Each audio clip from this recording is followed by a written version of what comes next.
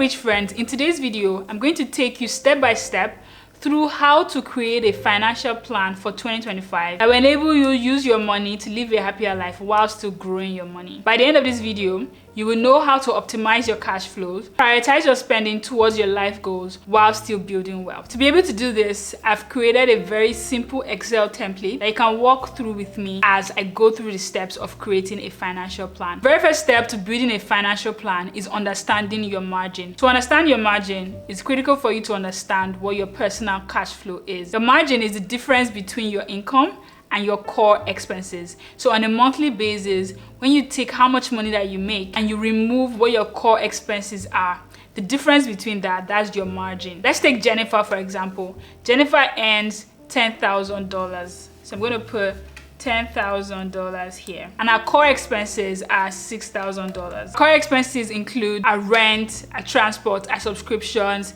health payment, any expenses, anything that she's paying for on a monthly basis, including debt payment, giving to her friends or her family. Those are our core expenses. After she's done with that, our margin is 4,000 USD. This 4,000 USD is what we call a discretionary margin. This is the amount of money that Jennifer has available to invest, to save, to spend on any projects that she has, to build wealth essentially. This margin is all that Jennifer has. With that in mind, I want you to go to the template and put in what your income is and what your core expenses are. If you don't know in detail what your core expenses are, put a ballpark figure. How much you spend on food, how much you spend on rent, how much you spend on transport every month. And then if you have any debt payments, car payments, giving commitment that you have, sum them together and put them as your core expenses. These will tell us what your discretionary margin for 2025 is expected to be. And for many of us who are watching this video, you probably just have a 9 to 5, so your income is already constant, your expenses are also already constant, so you can already estimate what your discretionary margin in 2025 would look like. Now, when you're done with that, we're going to move to the second step of creating a financial plan, which is understanding what kind of life do you want to live in 2025. A financial plan is essentially a plan of how you're going to create money, spend money, and use money. And to be able to do those three things, it's important for you to have a vision of what life you want to have in 2025. To do this, first of all, think about your current lifestyle. So how do you live? Continue with the example of Jennifer. Let's say that Jennifer currently lives in a 1-bedroom apartment. Jennifer has a job, a regular 9 to 5 job. She works from home. So it's important for her that her house is well decorated, well designed, comfortable. She lives in the suburbs, so she really needs a car to move around. Jennifer is also single. She's hoping to be married in a few years. She spends all her time right now just at home, working at her job, watching Netflix, and she's not really happy with where she is right now in 2024. So that's the first step. Understand what your current lifestyle looks like. Next step will be to think forward into 2025. What goals and lifestyle choices do you want to make in 2025? Back to Jennifer. Jennifer has decided that the dating pool in the suburbs is too small for her and she wants to move to the city in Chicago. So what that would mean for her is she would have to find an apartment in the city. She would have to find parking. Jennifer also wants to date and she hasn't dated in a long time. So she may need to pay for dating apps. She may need to upgrade her wardrobe. She may need to spend money on going on dates, dressing up, all that. It will cost her a lot of money. In her job as well, Jennifer is really hoping to get a raise. She's hoping to get a promotion. Jennifer also wants to make 2025 her best year, right? So she wants to pick up hobbies. Again, she's moving to the city. She wants to mingle with the hot single people around. And she has heard that the way to do that is by being social. So Jennifer is really planning to have a more social life in 2025. She's tired of just being home by herself all day, every day. She's thinking of picking up hobbies like tennis, pickleball, swimming, cycling. She's probably going to go to bars and clubs maybe once a week. And she's going to be very active in those situations. She also wants to travel. She's very hopeful that she'll be in a relationship in 2025. And before she settles down and starts a family, she really wants to travel. So next year, she's thinking that she's going to travel internationally. She's going to travel within the US. She's really going to live her best life. Oh, by the way, to get the promotion that she's looking to get at work, Jennifer would need to get a certification so that she can show her bosses that she's ready for the next step. So this is what Jennifer's goals and lifestyle choices look like in 2025. Now it's your turn. I want you to think, what are your goals for 2025? What are your lifestyle choices going to be in 2025? I've given you many examples from Jennifer's life.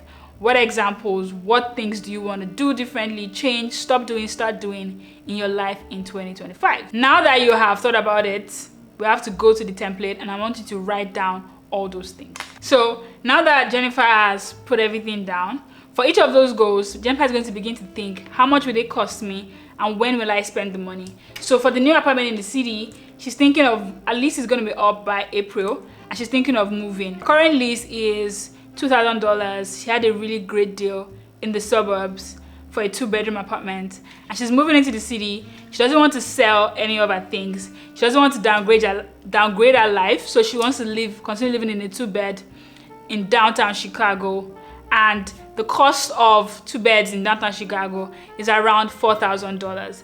What that means is that she's going to need an additional $2,000 every month. So starting from April, she's going to be spending $2,000. So she's going to put that in the financial plan. Professional exam, as I said, Jennifer needs to take the CFA professional exam so she can show that she's ready to be a portfolio manager at her job. If she registers for the exam in January, the exam is going to cost her $990. If she registers for the exam in May, it's going to cost her $1,290. So obviously, being the financial savvy person that she is, she opts to pay for the exam in January at $990. Now, after paying for the exam, she's going to need to study for the exam. She's going to need to pay for professional study materials from Kaplan Schweizer. And the full package is going to cost her $1,449. So in January, she's going to have to spend $990 plus $1,449 for the CFA Level 1 exam. She wants to start dating and she wants to take it very serious. She's going to pay for dating apps, Hinge and Bumble. Let's say they're like $40 each, so let's say $80 every month starting from January. And she's budgeting that she would need to revamp her wardrobe. She's budgeting that she would need to buy, trendy clothes now because she hasn't gone on a date in many years. She's going to need to, shop a lot. So in January, she's expecting that she's going to spend maybe $4,000 on outfits for herself.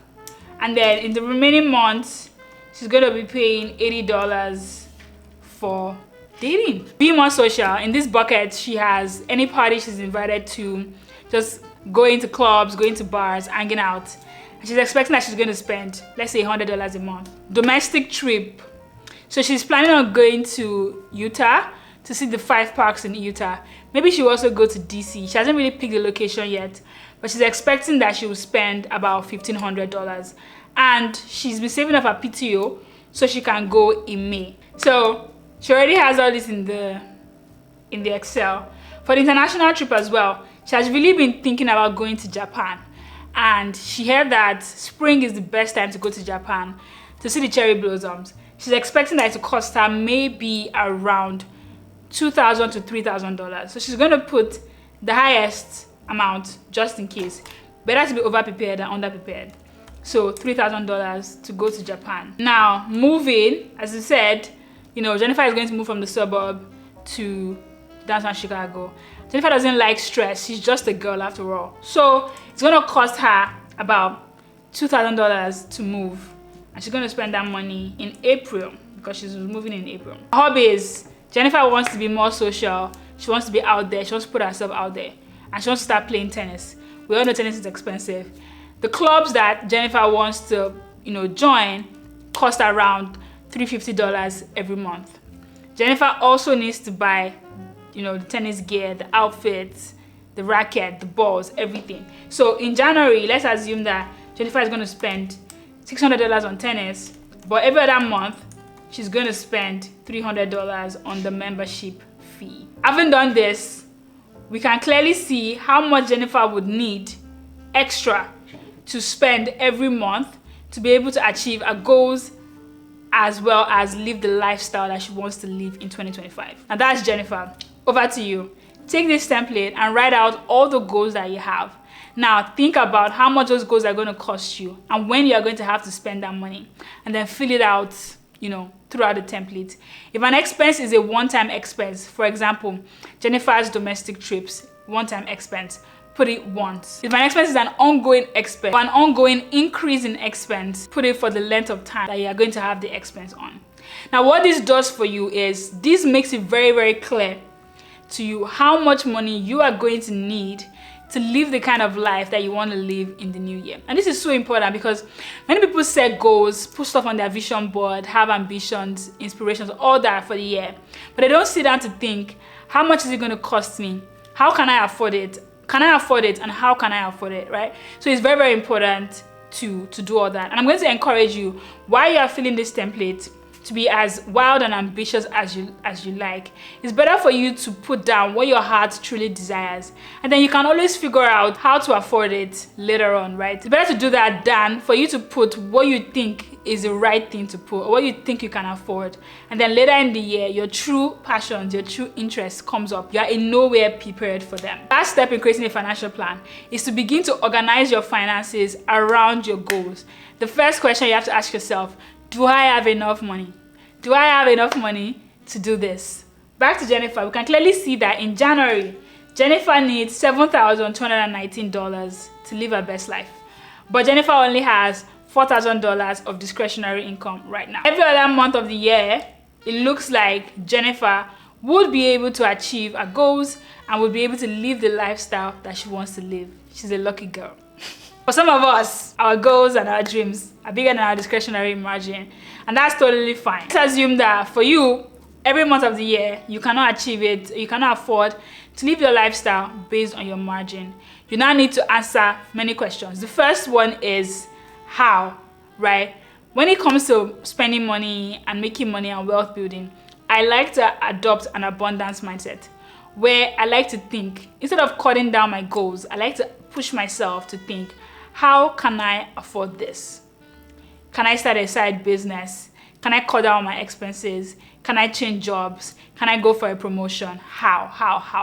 And every single time it has worked for me. I've set an ambitious goal that I could not afford in any way, shape, or form. And at the end of the year, I've been able to expand my resources, my time, my abilities to be able to afford that. So that's the mindset I'm going to encourage you to adopt as you create your financial plan. So back to Jennifer, you can immediately already see here that January and April are the months in which Jennifer is running into crisis.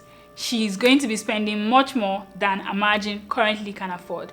And Jennifer is hoping to get a promotion in August or September after she has passed her CFA exam.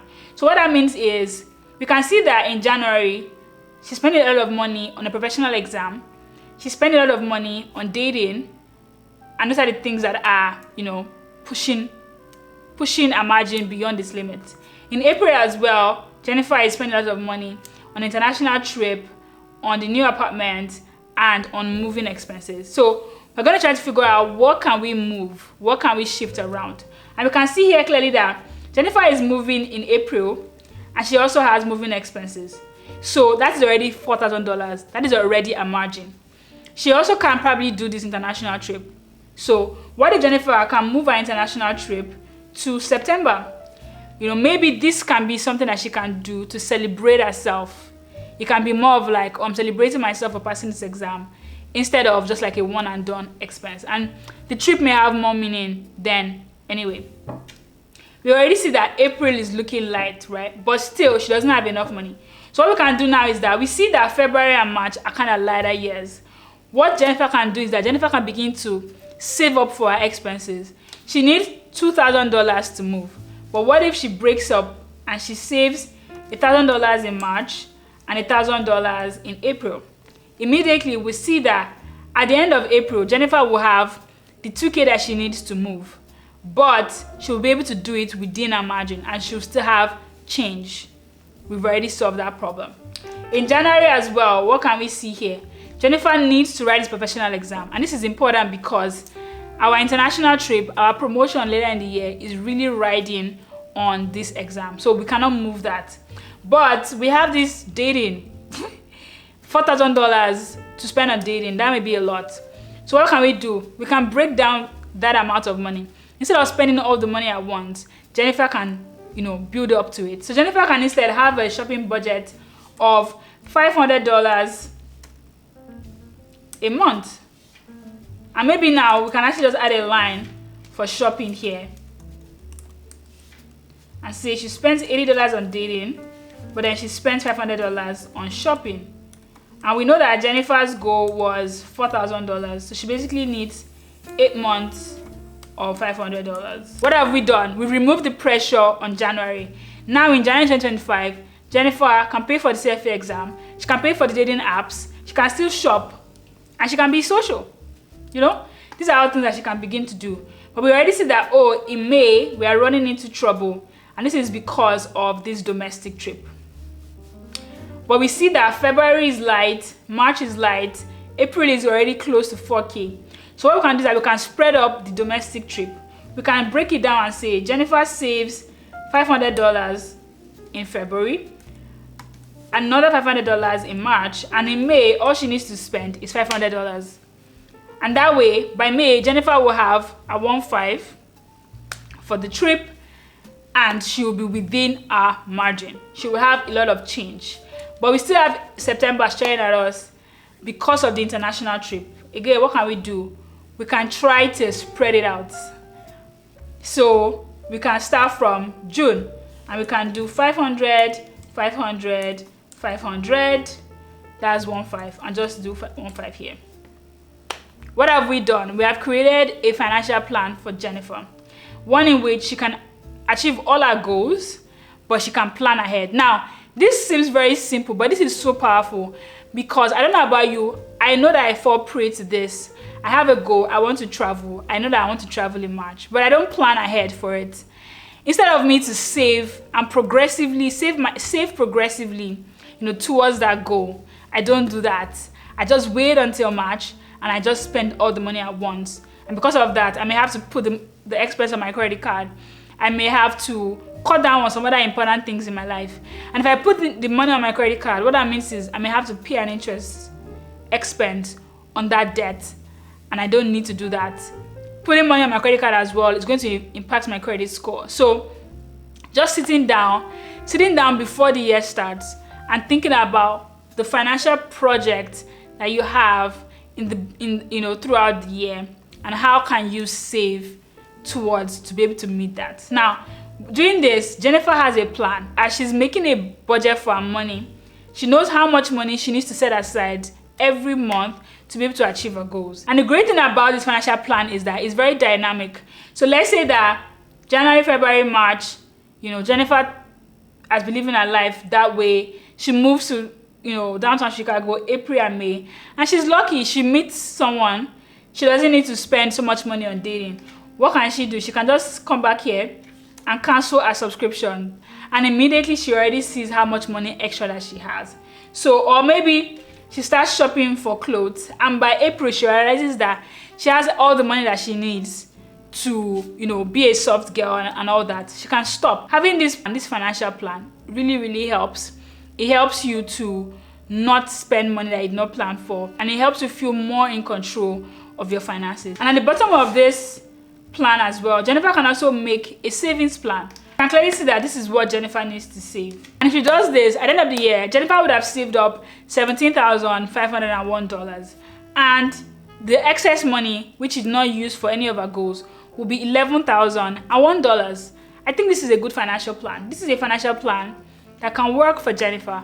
And as the year progresses, as her income changes, she can go here and she can edit her income, and her discretionary margin would increase and her savings would also increase. So this is a very easy, very basic financial plan that you can take and you can replicate it into your life. I encourage you to take the time to just think about 2025 and make a plan.